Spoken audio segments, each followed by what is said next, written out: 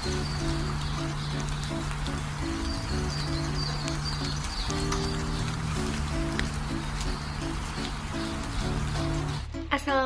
warahmatullahi wabarakatuh. Halo teman-teman semua, kembali lagi bersama saya Susan Fakirah. Nah, di video kali ini saya akan bahas mengenai pemberontakan Andi Aziz. Bagi teman-teman yang penasaran dengan penjelasan tersebut, mari kita simak video penjelasan berikut. Nah teman-teman, langsung saja kita memasuki sesi penjelasan. Yang pertama, saya akan menjelaskan mengenai latar belakang dari pemberontakan tersebut. Pemberontakan Andi Aziz merupakan upaya perlawanan yang dilakukan oleh Andi Aziz, yaitu seorang mantan perwira KNIL. Kala itu, ia berusaha mempertahankan keberadaan negara Indonesia Timur atau yang disingkat dengan NIT karena enggan bergabung dengan NKRI, yaitu Negara Kesatuan Republik Indonesia.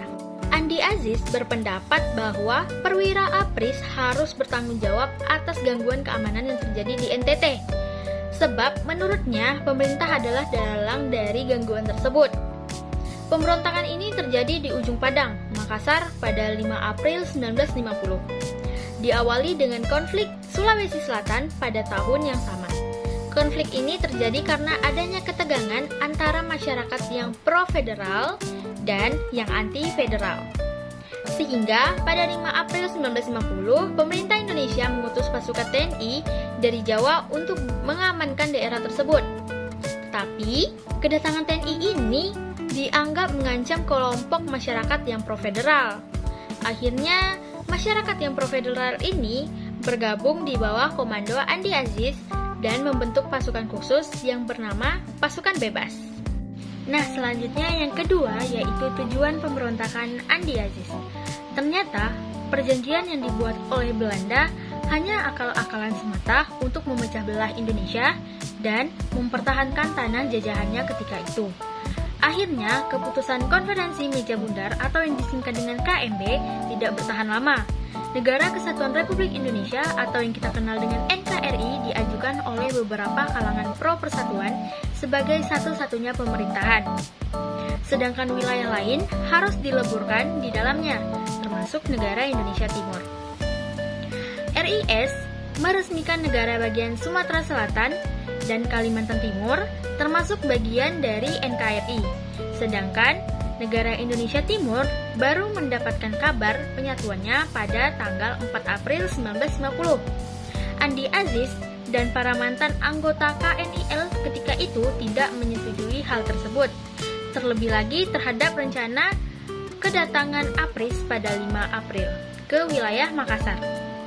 Di sana, akhirnya terdapat dua kubu yang saling bersinggungan satu sama lain, yakni Andi Aziz dengan pihak yang menginginkan persatuan, dan terdapat tujuan yang membawa Andi Aziz hingga berani menentang kebijakan pemerintahan pusat.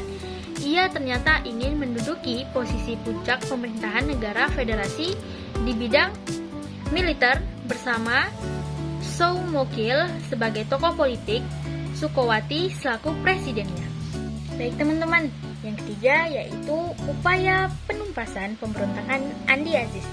Dalam memberantas pemberontakan Andi Aziz ini, pemerintah Indonesia melakukan beberapa upaya, yakni yang pertama, yaitu pada tanggal 8 April 1950, pemerintah Indonesia memberikan ultimatum yang isinya memerintahkan Andi Aziz untuk segera melaporkan diri dan mempertanggungjawabkan perbuatannya ke Jakarta dalam waktu 4 kali 24 jam. Yang kedua, Andi Aziz diperintahkan untuk menarik semua pasukannya dan menyerahkan semua senjata serta membebaskan para tawanan. Nyatanya, semua ultimatum di atas tidak dipenuhi oleh Andi Aziz. Untuk itu, pemerintah Indonesia pun mengirim pasukan TNI di bawah pimpinan Kolonel Alex Kawilarang. Pertempuran pun terjadi pada tanggal 26 April 1950. Dalam waktu singkat, pemberontakan ini berhasil ditumpas oleh TNI di bawah pimpinan Kolonel Alex Kawilarang. Andi Aziz pun ditangkap dan diadili di Yogyakarta. Lalu yang keempat yaitu dampak dari pemberontakan Andi Aziz. Ada beberapa dampak pemberontakan Andi Aziz yang berpengaruh bagi Indonesia beberapa di antaranya. Yang pertama, yaitu penyerangan ke markas Tentara Nasional Indonesia atau ke markas TNI. Dampak pemberontakan Andi Aziz yang pertama adalah penyerangan ke markas Tentara Nasional Indonesia yang ada di Makassar oleh Andi Aziz yang akhirnya berhasil dikuasai. Namun setelah itu, Letkol Moko Ginta juga ditawan oleh pasukan Andi Aziz yang akhirnya membuat Insinyur PD Diapri, seorang Perdana Menteri NIT, mengundurkan diri karena tidak setuju dengan tujuan pemberontakan Andi Aziz yang kemudian digantikan oleh Insinyur Putuhena yang pro terhadap RI. Yang kedua yaitu bergabungnya negara Indonesia Timur dengan Negara Kesatuan Republik Indonesia. Dampak selanjutnya dari pemberontakan Andi Aziz ialah bergabungnya negara Indonesia Timur dengan Negara Kesatuan Republik Indonesia.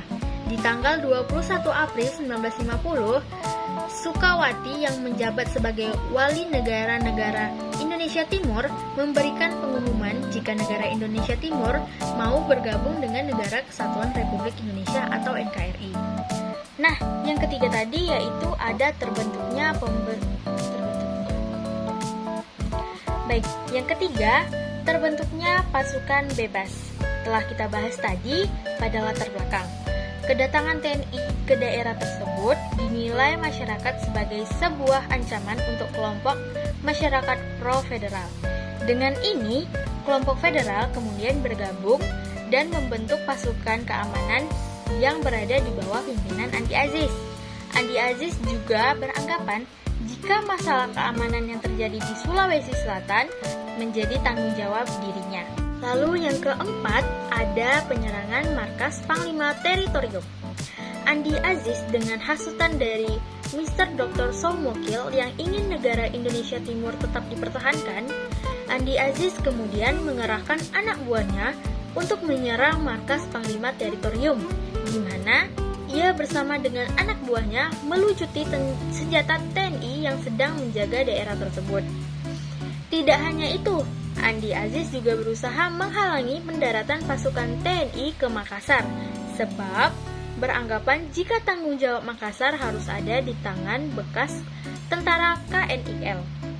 Tepat pada tanggal 5 April tahun 1950, ia kemudian menangkap dan menawan Letnan Kolonel Moko Ginta, yaitu Panglima Teritorium Sulawesi, dan Andi Aziz sebagai upaya pemerintah dalam menghadapi pemberontakan Andi Aziz yang kemudian juga mengeluarkan pernyataan untuk pemerintahan pusat di Jakarta yang isinya 1. Negara Indonesia Timur akan tetap dipertahankan supaya terus berdiri sebagai bagian dari RIS.